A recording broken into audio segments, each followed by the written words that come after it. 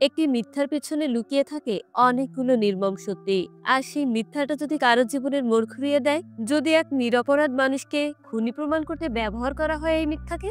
আজকের গল্পে আমরা এমনই এক জটিল, আবেগঘন ও রহস্যময় যাত্রায় পা রাখতে চলেছি, যেখানে একজন শিক্ষিকা কাবেরী সন্তানের মতো প্রিয় ছাত্রীকে রক্ষা করতে গিয়ে নিজের জীবনকে করে তোলেন এক ত্যাগের নিদর্শন। কিন্তু শুরুটা মোটেও এমন ছিল না। এই ছাত্রী ছিল সেই যে কাবেরীকে সবার সামনে বারবার অপমান করত। কিভাবে দুজনের ভিতর তৈরি হলো এক গভীর সম্পর্ক, আর কিভাবেই তারা জড়িয়ে পড়লো এক চক্রান্ত জালে। সবচেয়ে বড় চমক হলো কাবেরীর স্বামী, তিনিই ছিলেন এই নোংরা খেলাটির মূল কারিগর। তিনি কেবল একজন নয়, দুজনকে ফাঁসিয়ে দিলেন একে অপরের সঙ্গে। বলে রাখা ভালো, ঘরের শত্রু বিভীষণ হলে সেখান থেকে মুক্তি পাওয়া সত্যিই ভীষণ কঠিন। তবুও কাবেরী থেমে থাকেনি। সে লড়েছে সত্যকে সামনে আনার জন্য, নিজের ছাত্রের জন্য, আর নিজের বিবেকের কাছে জয়ী হওয়ার জন্য। চলুন তবে গল্পের মোড় ঘোরানো টুইস্ট গুলো এখানেই বলে না দিয়ে দেখে নিয়ে এর বাস্তবময় ও হৃদয় ছোঁয়া কাহিনী। শুরুতেই আমরা ক্যারাটে ক্লাবে দুইবার চ্যাম্পিয়ন হওয়া অ্যাঞ্জেলা ও শম্পাকে বিল্ডিং এর 4 তলায় একসঙ্গে দেখি। হঠাৎ করে অ্যাঞ্জেলা নিচে পড়ে যায়, আর সে সেখানেই মারা যায়। ওই টাইমটাতে স্পোর্টস মিনিস্টার পোবাল সেখানে থাকায় সবাই শম্পার বিরুদ্ধে অভিযোগ করে। শম্পাকে পুলিশ অ্যারেস্ট করলে শম্পা বারবার বলতে থাকে, আমি কিছুই করিনি, আমি নির্দোষ। কিন্তু তার এই কথা কেউই বিশ্বাস করে না। তবে শম্পার স্কুল টিচার কাবেরী শুধুমাত্র তার পক্ষে ছিল। সে মনে প্রাণে বিশ্বাস করত তার ছাত্রী কখনোই মিথ্যা বলবে না। তো 4-5 মাস আগে ফ্ল্যাশব্যাকে দেখা যায় কাবেরী জীর্ণ শীর্ণ আহত অবস্থায় বাসে করে একটা গ্রামে এসে থামে। তার সারা গায়ে আঘাতের চিহ্ন, হাতটাও ভেঙে গেছে, নাক মুখে আঘাতের দাগ। বাস থেকে নামতেই তার হাত থেকে সব জিনিসপত্র পড়ে যায়। তখন সেখানে সাংবাদিক ধীমান এসে তাকে সাহায্য করে। কাবেরী এখান থেকে যাওয়ার পর ধীমান সেখানে কাবেরীর পড়ে যাওয়া একটা চেইন দেখতে পায়। সেটাকে কাবেরীর কাছে ফিরিয়ে দেওয়ার আর সুযোগ পায় না। কাবেরী এখানে ভাড়া থাকার জন্য বিনয় বাবুর বাসায় ভাড়া নিয়েছে। বিনয় কাবেরীর রুমটা দেখিয়ে দিয়ে জিজ্ঞাসা করে, তোমার হাত ভেঙেছে কিভাবে? তখন কাবেরী বলে, বাথরুমে পড়ে গিয়ে হাতটা ভেঙে গেছে। কয়েকদিন পর কাবেরী এখানকার স্কুলের ম্যাথ টিচার হিসেবে জয়েন করে। আর তখনই আমরা জানতে পারি কাবেরী তার হাজবেন্ডের সঙ্গে ডিভোর্স হয়ে গেছে, কারণ তার হাজবেন্ড তার উপর অমানবিক অত্যাচার করে। স্কুলের হেডমিস কাবেরীকে ক্লাসে নিয়ে গিয়ে সব স্টুডেন্টের সঙ্গে পরিচয় করিয়ে দেয়। তো কাবেরী ক্লাস নেওয়ার সময় শম্পা নামের এক ছাত্রী তার বান্ধবীদের নিয়ে কাগজ ছুঁড়ে মারে কাবেরীর দিকে।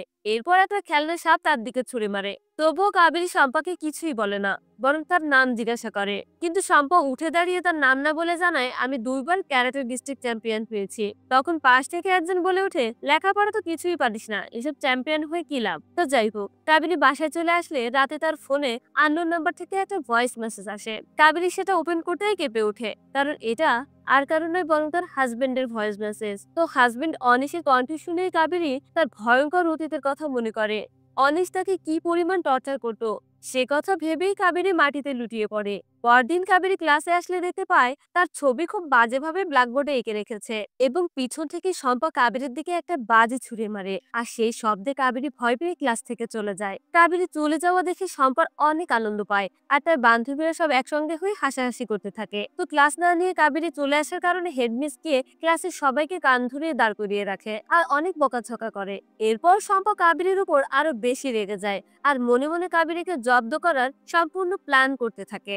বাসায় ফিরে রাতে যখন কাবেরী স্টাডি করছিল, তখন হঠাৎ করে তার রুমের লাইট অফ হয়ে যায়। মূলত শম্পাই কাবেরীকে বিরক্ত করার জন্য এসব কিছু করছে।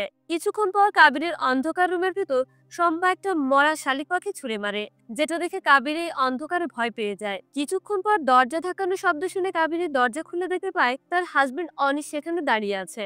অনিশ তাকে আবারও আগের মতো ভয় দেখালে কাবেরী ফ্লোরে পড়ে অনিশের কাছে আকুতি মিনতি করতে থাকে। কিন্তু অনিশ তার কোনো কথাই শোনে না, বরং বারবার করে কাবেরীকে তার সঙ্গে ফিরে যেতে বলে। এক পর্যায়ে অনিশ কাবেরীকে মারতে গেলে ঠিক তখন সেখানে শম্পা এসে হাজির হয়, আর তার ক্যারাটে বক্সিং দিয়ে অনিশকে ফেলে দেয়। অনিশ শম্পার ক্যারাটের সঙ্গে পেরে ওঠে না, আর এক পর্যায়ে অনিশের বাধ্য হয়ে এখান থেকে চলে যেতে হয়। তো যাই হোক, পরের দিন কাবেরী ক্লাসে আসলে দেখতে পায় বোর্ডে সরি লেখা, কিন্তু সেই সরি বানানটাই ভুল। কাবেরী বানানটা ঠিক করে দেয়। এরপর রাস্তা দিয়ে ফেরার সময় শম্পা কান ধরে কাবেরীকে সরি বলে। তারপর কাবেরীকে বলে, তুমি এতদিন কেন এসব অত্যাচার সহ্য করেছো? কেন এতদিন পুলিশ কমপ্লেন করনি? আমি বুঝতে পেরেছি তোমার ভেতর অনেক কষ্ট। এসব কথা শোনার পর কাবেরী তার আবারও অতীতের দিনের কথা মনে পড়ে। তখন কাবেরী বলে, আমি পুলিশ কমপ্লেন করতে চেয়েছিলাম, কিন্তু পারিনি। শম্পা বলে, যদি 2টা ক্যারাটে বক্সিং দিতে পারতে না, তাহলে সবকিছু ঠিক হয়ে যেত। ও কোনোদিনও তোমার দিকে চোখ তুলে তাকাতে পারতো না। তখন সেখানে শম্পার বয়ফ্রেন্ড রনি এসে সাইকেল সারার অজুহাতে তার আশপাশ থেকে ঘোরাঘুরি করতে থাকে। শম্পা তাকে অনেকবার ইশারা করে এখান থেকে চলে যেতে বলে, কিন্তু রনি এখান থেকে যায় না। তবে রনির হাবভাব দেখে কাবেরী বুঝতে পারে তাদের দুজনের ভিতর কিছু একটা সম্পর্ক আছে। এরপর কাবেরী শম্পাকে বাড়ি পৌঁছে দিলে জানতে পারে শম্পার মা ছোটবেলাতে মারা গেছে।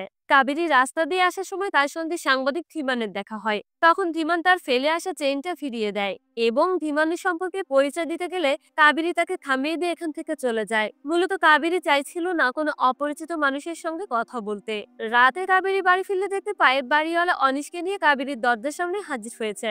বাড়িওয়ালা কাবেরীকে বলে, এত ভালো একজন মানুষকে ফেলে এখানে চলে এসেছো কেন? ও তোমাকে খুঁজতে খুঁজতে এখানে চলে এসেছে। বাড়িওয়ালা চলে যাওয়ার পর অনিশ ঘরে ঢুকে কাবেরীকে উল্টাপাল্টা কথা বলতে শুরু করে। সে বলে, নতুন বয়ফ্রেন্ড পেয়েছো বুঝি? তোমাকে এখন সে চেন গিফট করে? তখন কাবেরী বলে, ওইটা আমারই চেন ছিল, পড়ে গিয়েছিল তাই আমাকে ফেরত দিয়েছে। এই কথা শুনে অনিশ আরো উল্টাপাল্টা কথা বলে। সে বলে, তোমরা এমন কি করেছিলে যে চেন খুলে গিয়েছিল? আবারও কাবেরীর গায়ে হাত তুলতে গেলে তখনই আবার শম্পা এসে হাজির হয় আর অনিশকে ভয় দেখিয়ে বলে, তুমি এতক্ষণ যা যা কিছু করেছো আমি সবকিছু ফোনে রেকর্ড করে রেখেছি। যদি আমি এখন এটা থানায় দেখাই তাহলে তোমার কি হবে সেটা বুঝতে পারছো তো? তখন অনিশ ভিডিওটা বারবার ডিলিট করার চেষ্টা করে, কিন্তু শম্পার সঙ্গে সে পেরে ওঠে না। এদিকে স্কুল ছুটির পর প্রতিদিন কাবেরী শম্পাকে পড়াতে আসতো আর এই সুযোগে শম্পার খাবার দাবারও সে রান্না করে দিত। কারণ কাবেরী বুঝেছিল শম্পার মা নেই, তাই শম্পাকে ভালো মন্দ হেলদি খাবার কেউ রান্না করে দেওয়ার মতো নেই। যেহেতু শম্পা ক্যারাটে প্র্যাকটিস করে তাই তার হেলদি খাবার খাওয়াটা খুবই জরুরি। একদিন শম্পা পড়ার সময় তার কাছে ক্রীড়া প্রতিযোগিতা অফিস থেকে ফোন আসে। শম্পাকে জানানো হয় সে সেখানে সুযোগ পেয়েছে। এই নিউজটা পেয়ে শম্পা অনেক খুশি হয় আর আনন্দে কাবেরীকে জড়িয়ে ধরে। এরপর থেকে কাবেরী শম্পার আরো বেশি টেক কেয়ার করতে শুরু করে। শম্পা মায়ের আদর কখনোই পায়নি, কিন্তু কাবেরী তার মায়ের অভাবটা পূরণ করে দিয়েছে। সেই সাথে কাবেরীর নিঃসন্তান জীবনেও যেন শম্পা সন্তান হয়ে ফিরে এসেছে। এরপর শম্পা চলে যায় প্র্যাকটিসের জন্য কলকাতা ক্যারাটে ক্লাবে। এর বেশ কিছুদিন পর খবর আসে শম্পা উপর থেকে একটা মেয়েকে ঠেলে ফেলে দিয়ে মার্ডার করেছে, যার দায়ে শম্পাকে পুলিশ অ্যারেস্ট করে নিয়েছে। এ খবর পেয়ে কাবেরী শম্পার সঙ্গে জেলে দেখা করতে আসে। তখন শম্পা কান্না করে কাবেরীকে বলে, আমি কিছুই করিনি, আমি কোনো খুন করিনি, আমি নির্দোষ, তুমি আমাকে এখান থেকে বাঁচিয়ে নিয়ে যাও। কাবেরী শম্পাকে কথা দেয়, আমি তোমাকে এখান থেকে যে করেই হোক বাঁচিয়ে নিয়ে যাব। কিন্তু তখনই কাবেরী জানতে পারে এই কেসটার ইনচার্জ তার হাজবেন্ড অনিশ, যে কিনা তাদের দুজনের প্রতি প্রতিশোধ নেওয়ার জন্য ওত পেতে বসে আছে। এটা দেখে কাবেরী ভয় পেয়ে যায়। তাই কাবেরী অনিশের কাছে এসে রিকোয়েস্ট করে বলে, আমাদের দুজনকার ভিতরে ঝামেলায় ওই নিষ্পাপ মেয়েটাকে জড়িও না। তবে এসব কথায় অনিশে তেমন কোনো কিছু যায় আসে না। সে শম্পার ফোন থেকে সেদিনকার সেই ভিডিওটা ডিলিট করে দেয়। এইসব কিছু দেখে কাবেরী অনেক রেগে যায় আর অনিশকে বলে, তুমি একবার আমার সন্তানকে মেরেছো, কিন্তু এবার আর আমি তোমাকে আমার সন্তানের কোনো ক্ষতি হতে দিব না। ফ্ল্যাশব্যাকে দেখা যায় কাবেরী একদিন অনিশ আর তার মায়ের জন্য চা বানিয়ে নিয়ে আসে। তখন জানা যায় কাবেরী প্রেগনেন্ট। অনিশের মা তাকে জিজ্ঞাসা করে, আর তা করে কি দেখলি, ছেলে হবে না মেয়ে? তখন অনিশ বলে, এটা দেখার কোনো নিয়ম নেই। একথা শুনে কাবেরী খুব খুশি হয় আর ভিতরে চলে যায়। তখন অনিশ তার মাকে জানায়, নিয়ম না থাকলেও আমি এটা জেনে এসেছি, তাদের বাড়িতে প্রথমে মেয়ে সন্তান আসতে চলেছে। এই কথা শুনে অনিশের মা অনেক রেগে যায় আর অনিশকে রাগ করে বলে, আমাদের বংশে আগে কখনো মেয়ে হয় না। এই বলে বুড়ি এখান থেকে উঠে গেলে সেখানে কাবেরী আসলে অনিশ কাবেরীকে জড়িয়ে ধরে বলে, এই বাচ্চাটি আমাকে কখনো বাবা বলে ডাকবে? তার এমন অদ্ভুত কথা শুনে কাবেরী বেশ ঘাবড়ে যায় আর তখনই অনিশ উঠে দাঁড়িয়ে তার ভয়ঙ্কর রূপটি দেখায়। কাবেরীকে খুব বাজেভাবে মারতে শুরু করে। এসব কিছু অনিশের মা পাশের রুম থেকে শুনছিল, কিন্তু সে তার ছেলেকে কোনো কিছুই বলে না এবং নির্মমভাবে অত্যাচারিত হওয়ার পর কাবেরীর গর্ভের সন্তানটা নষ্ট হয়ে যায়। বর্তমানে আসলে দেখা যায় শম্পার বাবা আর কাবেরী একজন উকিলকে ঠিক করেছে এই কেসটা লড়ার জন্য। মূলত শম্পার বাবা একমাত্র মেয়ের এমন অবস্থা দেখে কোনোভাবেই মেনে নিতে পারছিল না। এমন সময় তারা একসঙ্গে কথা বলার সময় হঠাৎ করে কাবেরীর ফোনে একটা আননোন নাম্বার থেকে কল আসে আর এই কলটা রিসিভ করতেই তাকে বাইরে ডেকে পাঠানো হয়। কাবেরী সেখানে আসলে তাকে থানার পিছন থেকে একটা রুমের ভেতরে নিয়ে আসা হয় আর সেখানে আগে থেকে শম্পা কাবেরীর জন্য অপেক্ষা করছিল। মূলত জেলের পিছন দরজা দিয়ে এভাবে লুকিয়ে লুকিয়ে ঢুকলে তাকে আর জেলের সিসিটিভি ক্যামেরায় কেউ দেখতে পাবে না। তো যাই হোক, শম্পা কাবেরীকে দেখে জড়িয়ে ধরে কাঁদতে থাকে। কাবেরী শম্পার মাথায় হাত বুলিয়ে দিয়ে তাকে শান্ত করার চেষ্টা করে। তখন শম্পা তার সঙ্গে ঘটে যাওয়া সমস্ত সত্যি ঘটনা খুলে বলে। ফ্ল্যাশব্যাকে দেখা যায় শম্পা ক্যারাটে ক্লাবে গিয়ে দেখতে পায় সেখানকার দুইবারের চ্যাম্পিয়ন অ্যাঞ্জেলাকে। সবাই তাকে খুব প্রায়োরিটি দেয়, তখন সেখানের একজন বয়স্ক কেয়ারটেকার এসে শম্পাকে বলে অ্যাঞ্জেলা বড়লোকের মেয়ে, তারপর আবার 2 বার স্টেট চ্যাম্পিয়ন, তাই তাকে সবাই এমন তেল দিয়ে চলে। তো রুমে গিয়ে শম্পা একটা বেডে বসে তার ব্যাগ থেকে কাপড় চোপড় গোছাচ্ছিল। তখন সেখানে অ্যাঞ্জেলা এসে বলে, এটা আমার বেড, এখান থেকে উঠে অন্য কোনো বেডে যাও। আমি যখনই এখানে আসি তখনই এই বেডে থাকি, এই বেডে কখনো কেউ আসে না।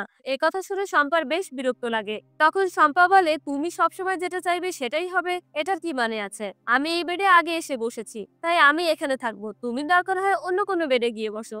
এমন সময় সেখানে একজন গার্ড এসে শম্পাকে বেডটা ছেড়ে দিতে বলে আর অন্য বেডে যেতে জোর করে। তবে উঠে যাওয়ার সময় শম্পা বলে, তুমি 2 বারের চ্যাম্পিয়ন হতে পারো, কিন্তু আমার সঙ্গে লাগতে এসো না, তাহলে হয়তো তুমি আমার সঙ্গে পারবে না। এ কথা শুনে অ্যাঞ্জেলা বলে, আমি যার তার সঙ্গে লড়াই করতে যাই না। আর তখনই আশেপাশে থাকা সবাই তাদেরকে নিয়ে অনেক হাসাহাসি করতে থাকে। এই ঘটনার পর শম্পা অনেক মন খারাপ করে বারান্দায় গিয়ে দাঁড়িয়ে থাকে। তখন ওই কেয়ারটেকার এসে শম্পাকে সান্ত্বনা দিয়ে বলে, অল্পতে ভেঙে পড়ো না, তোমাকে নিয়ে আজকে যারা হাসি ঠাট্টা করছে তাদেরকে তুমি তোমার প্রতিভাটা দেখিয়ে দাও, এটাই হবে তোমার দেওয়া ওদের জন্য উচিত জবাব। সকালে শম্পা প্র্যাকটিস করতে আসলে তাকে এখানকার কোর্স সরে যেতে বলে, কারণ তখন সেখানে অ্যাঞ্জেলা প্র্যাকটিস করতে আসবে। এই কথা শুনে শম্পা বলে, আমি তো আগে এসেছি, তাহলে আমি কেন এখান থেকে চলে যাব? তখন সেখানকার সেক্রেটারি শম্পাকে বকাবকি করে বলে, পরবর্তীতে তুমি যদি সিনিয়রদের সঙ্গে এমন আচরণ করো তাহলে তোমাকে এখান থেকে বের করে দিব। এক পর্যায়ে বাধ্য হয়ে শম্পা অ্যাঞ্জেলাকে সরি বলে আর এখান থেকে চলে যায়। কয়েকদিন পর স্পোর্টস মিনিস্টার প্রবাল বিশ্বাস তাদের ক্লাবে সবার প্র্যাকটিস দেখতে আসে এবং অ্যাঞ্জেলার সঙ্গে অনেক কথা বলে। মিনিস্টার আগে থেকেই অ্যাঞ্জেলাকে চিনত। কিছুদিন পর কাবেরী শম্পাকে ফোন করে সে কেমন আছে তার খোঁজ খবর নেয় এবং সেই সাথে বলে, তোমার রেজাল্ট বেরিয়েছে, তুমি খুব ভালো রেজাল্ট করেছো। এই কথা শুনে শম্পা অনেক খুশি হয়, কারণ এর আগে কখনো শম্পা এত ভালো রেজাল্ট করতে পারেনি। ঠিক তখনই শম্পা দেখতে পায় অ্যাঞ্জেলা ফোনে কার সঙ্গে যেন কথা বলতে বলতে সেক্রেটারি ঘরের দিকে যাচ্ছে। এটা দেখে শম্পা খুব আগ্রহী হয় এই অ্যাঞ্জেলা এই সময় কোথায় যাচ্ছে সেটা দেখার, তাই শম্পা অ্যাঞ্জেলার পিছু নেয়। তখন বাইরে থেকে শম্পা শুনতে পায় ভিতরে মিনিস্টার অ্যাঞ্জেলাকে অফার করছে বাইরে অলিম্পিক খেলতে যাওয়ার জন্য। একথা শুনে শম্পা অনেক রেগে যায় আর এখান থেকে চলে যায়। আর এদিকে ভিতরে শুরু হয় ভয়ঙ্কর এক খেলা। মিনিস্টার অ্যাঞ্জেলাকে এমন একটা সুযোগ করে দিয়ে তার বদলে বাজেভাবে তাকে টাচ করতে থাকে। তখন অ্যাঞ্জেলা ভয় পেয়ে ছুটতে মিনিস্টারের রুম থেকে বাইরে বেরিয়ে আসে, সবার কাছে হেল্প চায়। তখন সেখানে শম্পা থাকায় অ্যাঞ্জেলা দৌড়ে এসে শম্পার পিছনে দাঁড়ায় এবং শম্পাকে বলে, প্রবীর বাজেভাবে আমাকে স্পর্শ করার চেষ্টা করছে। তখন প্রবীর বাবু তাদের দুজনের কথা শুনে খুব হাসতে থাকে আর অ্যাঞ্জেলাকে আবারও তার রুমের ভিতরে ডাকে। এসব কিছু দেখে শম্পার মাথায় খুন চেপে যায়। আর এটা প্রতিবাদ জানিয়ে দুজন যখন এখান থেকে চলে যাচ্ছিল তখন প্রবাল এসে পিছন থেকে অ্যাঞ্জেলাকে টান দিয়ে 4 তলার বারান্দা থেকে ধাক্কা দিয়ে নিচে ফেলে দেয়। সেখানেই অ্যাঞ্জেলা মারা যায়, কিন্তু নিচে থেকে সবাই দেখতে পায় সেখানে শম্পা দাঁড়িয়ে আছে। আর সবাই মনে করে শম্পা হয়তো অ্যাঞ্জেলাকে সহ্য করতে পারতো না, তাই উপর থেকে তাকে ঠেলে নিচে ফেলে দিয়েছে, যেটা আমরা গল্পের একদম শুরুর দিকে দেখেছিলাম। সিন বর্তমানে আসলে কাবেরী শম্পাকে জিজ্ঞাসা করে সেদিনকার ওই ঘটনাটা আর কে দেখেছিল।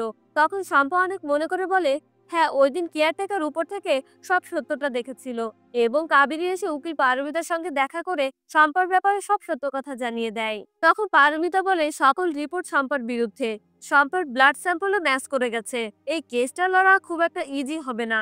এমন পরিস্থিতিতে কাবেরী কি করবে কোনো কিছুই বুঝে উঠতে পারে না, তাই সে পরের দিনই চলে যায় ওই কেয়ারটেকারকে খুঁজতে। তো যাই হোক, কাবেরী পুরো গ্রাম খুঁজেও কোথাও কেয়ারটেকারকে খুঁজে পায় না। তবে আসার সময় হঠাৎ করে রাস্তায় একটা বাচ্চা অ্যাক্সিডেন্ট হতে গেলে কাবেরী তাকে বাঁচিয়ে নেয়। তখন বাচ্চাটার মা ছুটে এসে কাবেরীকে ধন্যবাদ জানায় এবং কথায় কথায় তার বাসায় নিয়ে যায়। তখন কাবেরী ওই কেয়ারটেকারের কথা তাদের কাছে জিজ্ঞাসা করলে জানা যায় কেয়ারটেকারের মেয়েই হলো এই মহিলা। তখন কাবেরী কেয়ারটেকারকে এই সম্পূর্ণ ব্যাপারটা খুলে বলে এবং কেয়ারটেকারকে কাবেরী অনেক অনুরোধ করে কোর্টে গিয়ে সাক্ষী দিতে, কিন্তু কেয়ারটেকার ভয় পেয়ে এই বয়সে কোর্টে গিয়ে সত্যিটা সাক্ষী দিতে চায় না। অন্যদিকে জেলে অনিশ শম্পাকে বিভিন্নভাবে ভয় দেখিয়ে এই খুনের দায় তার ঘাড়ে নিয়ে নিতে বলে, সব দোষ স্বীকার করে নিতে বলে, কিন্তু এটা করতে শম্পা কোনোভাবেই রাজি হয় না। বরং সে অনিশকে বলে, কাবেরী আমাকে এখান থেকে যে করেই হোক উদ্ধার করে নিয়ে যাবে, সে আমাকে কথা দিয়েছে।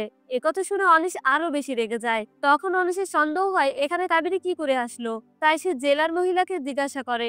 জেলার মহিলা জানায়, এখানে কাবেরী কি করে আসবে, এসব কিছু তো আমি জানি না। এরপর অনেক সিসিটিভি ক্যামেরার ফুটেজ দেখে বিভিন্নভাবে চেক করার চেষ্টা করে, কিন্তু কোনো জায়গায় কোনো প্রমাণ পায় না। তো যাই হোক, পরদিন কেসটা কোর্টে উঠলে কাবেরীর সঙ্গে অনিশের কোর্টের বাইরে দেখা হয়। অনিশ কাবেরীকে দেখেই বলে, তুমি এই কেসটা থেকে সরে দাঁড়াও, নয়তো তোমার অনেক ক্ষতি হয়ে যাবে। কিন্তু দেখা যায় কাবেরী তার কোনো কথায় পাত্তা না দিয়ে ভিতরে চলে যায়। অ্যাঞ্জেলার উকিল কোর্টের ভিতরে বলতে শুরু করে শম্পা কখনোই অ্যাঞ্জেলাকে সহ্য করতে পারতো না, তাই সে রাগের মাথায় ওকে খুন করে ফেলেছে। কারণ শম্পার ভয় ছিল সে কখনোই অ্যাঞ্জেলাকে ক্যারাটেতে হারাতে পারবে না। তাই তখন পারমিতা এসে শম্পার কাছে সব সত্যটা জানতে চায়। শম্পাও কোর্টে দাঁড়িয়ে সেদিনকার সব সত্যি ঘটনা বলে দেয়। শম্পা বলে, অ্যাঞ্জেলাকে আমি নয় বরং মিনিস্টার খুন করেছে। পারমিতা অ্যাঞ্জেলার দিদি মল্লিকাকে ডেকে পাঠায়।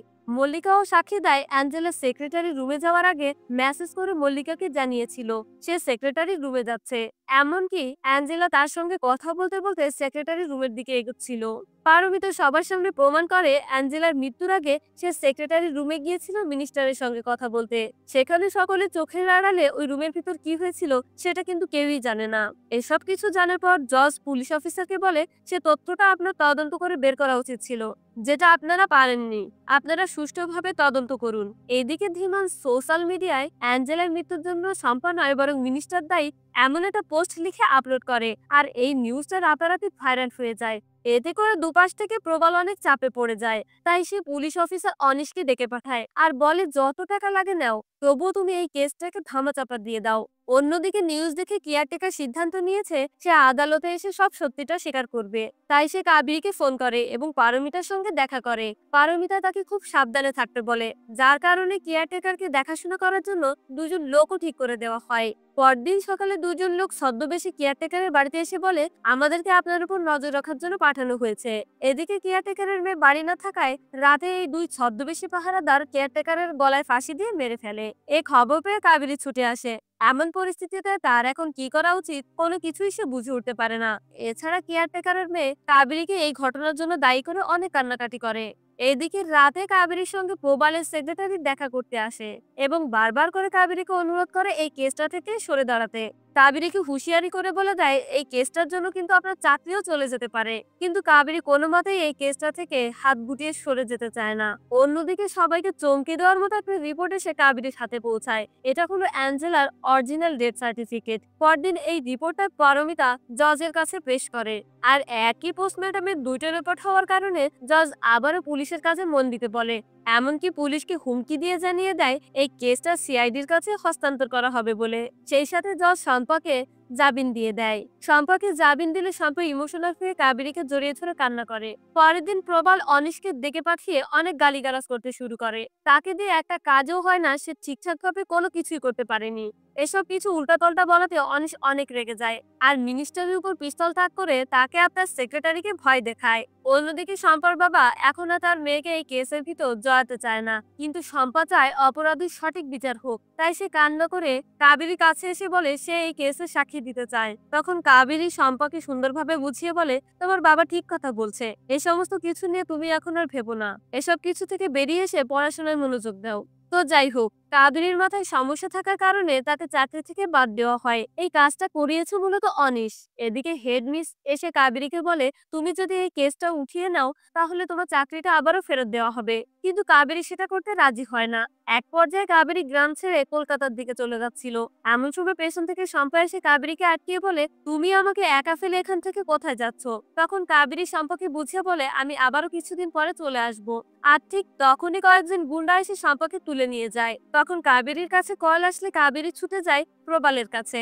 তখন প্রবাল জোর করে কাবেরীকে দিয়ে একটা ভিডিও করিয়ে রাখে। এই ভিডিওতে কাবেরী বলে, এখানে মিনিস্টারের কোনো দোষ নেই, এই খুনটা আমি করিয়েছি, সবকিছু টাকার লোভে পড়ে। তাছাড়া আমার মাথায় সমস্যা, তার কারণে আমি কখন কি করি কোনো কিছুই বুঝে উঠতে পারি না।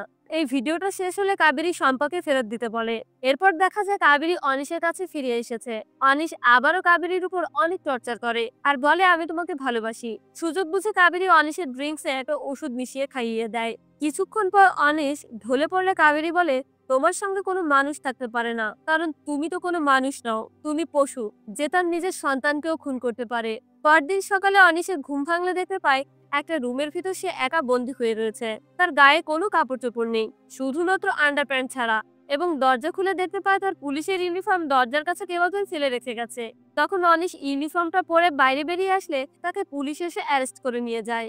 এদিকে দেখা যায় প্রবাল মারা গেছে। প্রবালের সেক্রেটারি জানায় এখানে কাল রাতে অনিশ এসেছিল।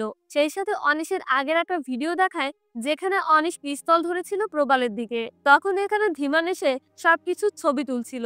ছবি তোলার সময় ধীমানের চোখ গিয়ে আটকায় নিচে পড়ে থাকা একটা কিছুর দিকে। সে দ্রুত কেউ দেখার আগে জিনিসটা তুলে নেয়। এই জিনিসটা কি তা আমরা একদম শেষে জানতে পারবো। 6 মাস পর দেখা যায় স্টেজে শম্পা বক্সিং চ্যাম্পিয়ন খেলছে। এই খেলার পর বিজয়ী হয় শম্পা।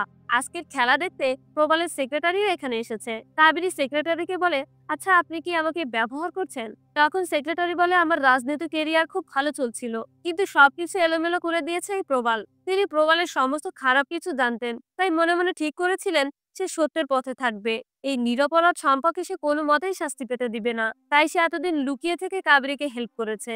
কিছুদিন পর কাবেরী অনিশের সঙ্গে দেখা করতে আসে। তখন অনিশ জিজ্ঞাসা করে, তুমি কিভাবে এসব কিছু করেছো? কাবেরী বলে, গল্প কি শুধু তোমরাই বানাতে পারো, আমরা পারি না? কাবেরীকে ওই আননোন নাম্বার থেকে প্রবালের সেক্রেটারি ফোন করতো এবং ওই দিন ভিডিও শেষে প্রবাল কাবেরীকে বাজেভাবে স্পর্শ করতে যায়। তখন কাবেরী শম্পার কাছ থেকে শেখা ক্যারাটে কিক মেরা দিলে প্রবাল সেখানে পড়ে গিয়ে মারা যায়। আর এটা দেখে কাবেরী বেশ ভয় পেয়ে যায়। সে কি করবে কোনো কিছুই বুঝতে পারে না। এমন সময় সেখানে প্রবালের সেক্রেটারি চলে আসে।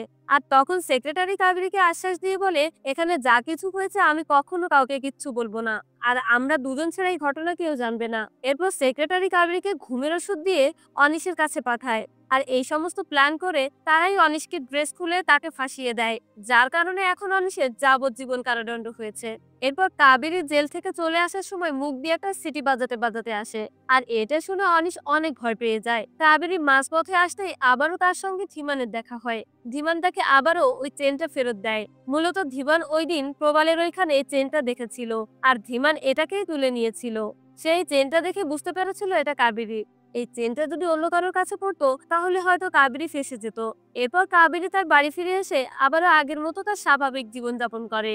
আর এই দৃশ্যের মধ্য দিয়েই আজকের গল্পটা এখানে শেষ হয়ে যায়। তো আপনাদের কাছে আজকের গল্পটা কেমন লেগেছে অবশ্যই কমেন্টস করে জানাবেন। আর এমন সব ভিডিও পেতে আমাদের চ্যানেলটিকে সাবস্ক্রাইব করে রাখবেন। দেখা হচ্ছে পরবর্তী ভিডিওতে। আল্লাহ হাফেজ।